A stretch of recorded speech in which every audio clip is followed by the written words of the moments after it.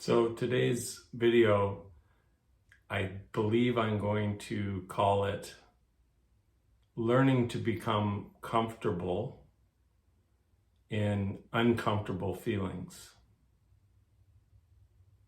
Whatever resistance or fear, I guess, resistance stems from fear, underlying fear, but whenever we face resistance, and we take action despite our resistance, it feels uncomfortable.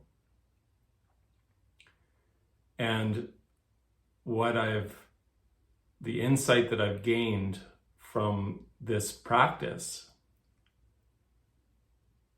is that our uncomfortable feelings or our resistance to doing something is actually our invitation for growth. It's actually our sign, our indicator that in order for us to transform, in order for us to move forward and fulfill whatever that calling is that we have burning in our hearts, in our chest, that the way through the obstacles is through our resistance. And there's an additional insight that I'd like to share, that really the only thing stopping us, and I've gained this insight directly myself, so I can speak in first person, I can say, really the only thing stopping me from moving forward and fulfilling my purpose is transcending or going through or moving through the uncomfortableness and learning to become at ease in the discomfort. And it's amazing if we can surrender to our resistance and go directly through it, not shy away from it, not back down from it, not to come up with 101 excuses in our heads why we can't do something. Really, all those excuses that we come up with is just because we don't want to feel uncomfortable. And it's interesting, through the practice of meditation over the many years, I began meditating almost 30 years ago as a regular practice. And one of the things I've come to understand about the nature of feeling is that it exists at a deeper level within us. And it is one of the first energies or powers that shape our lives at the deepest level. And most of us aren't taught to pay attention to how we feel. All of our attention is constantly being asked to look outside of ourselves. Look at this thing on Facebook. Look at this thing on Instagram. Look at this thing on TikTok. Look at the next thing. Look at this series on Netflix. Look here, look here, look here. We're constantly looking outside of ourselves.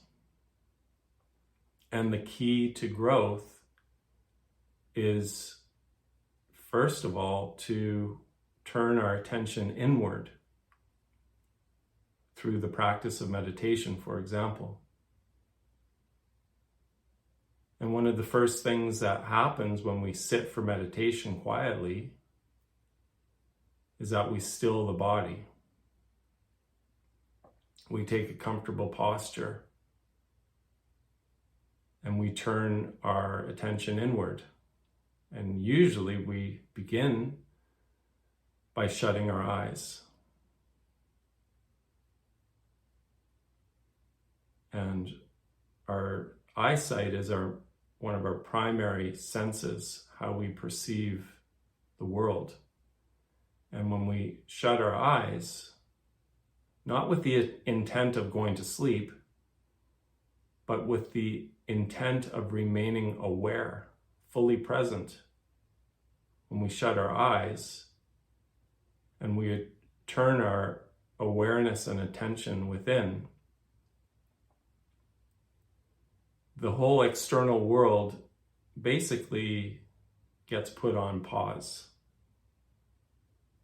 All the outer activities, they fade, they dissolve really into the blank screen that we see when we close our eyes for meditation.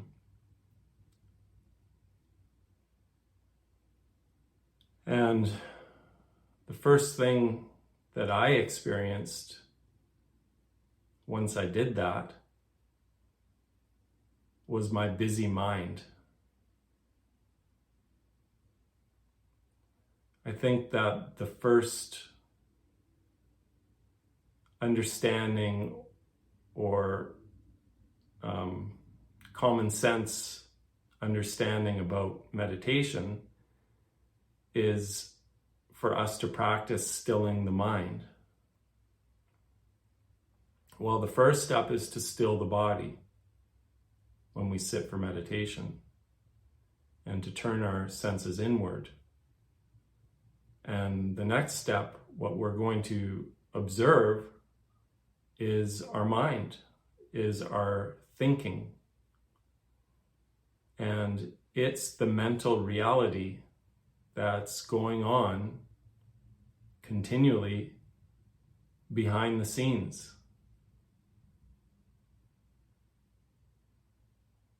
We think we experience the world as the world, but in truth, we experience the world as we think. Our thoughts are what determine how we experience the world. And when you practice meditation, you really get to see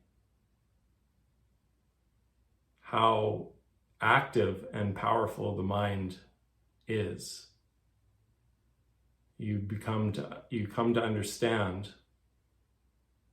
that it has a profound and predominant effect over our lives, over how we perceive the world, and how it creates the reality that we live in, that we experience, and that we all experience the world in a different way, and that's all based on our mind.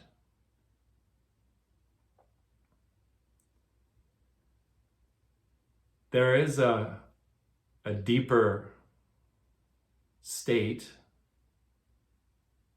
beneath the surface of our thinking minds, of our busy minds,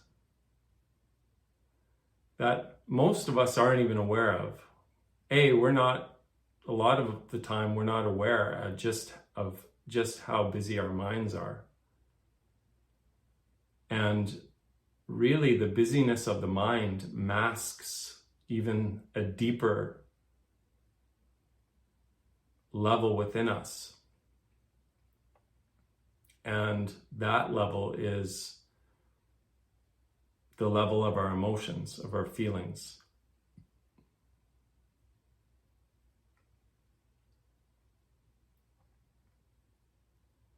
So when the mind stills in meditation, and there are techniques for stilling the mind. I didn't intend for this to be a meditation video, but I can see I'm spending a lot of time talking about meditation. The purpose of this video actually is to show you a pathway to get in touch with something even deeper within us, beneath the surface of our thoughts. I'll try to address the mind and how to still the mind through some meditative techniques in a future video. But for now, when the mind becomes quiet, when the thoughts begin to still, then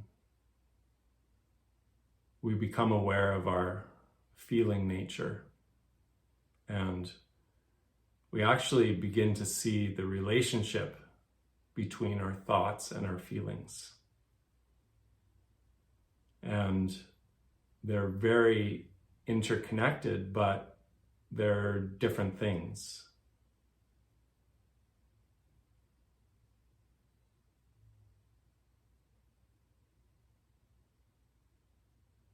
And the reason why I want to draw your attention to your feelings is because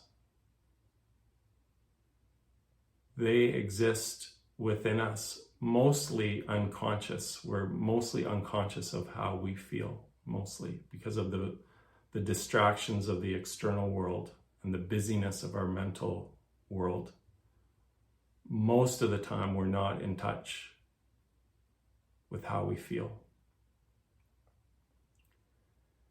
And there's an additional reason for us not wanting to be in touch with how we feel, because a lot of the time we're not feeling how we want to feel.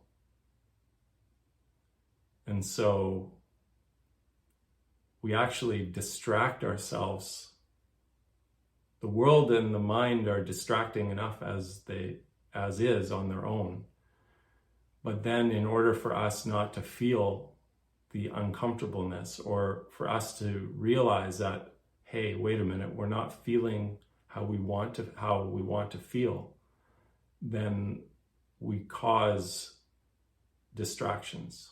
We'll go to the fridge, we'll turn on the TV, we'll go on our phones. We'll do most anything in order not to be faced with how we feel. And there's resistance at that level to knowing how we feel. There's fear of how we feel. And really doing this work, perhaps I'll call it emotional insight work. Doing emotional insight work is doing the inner work at the deeper level.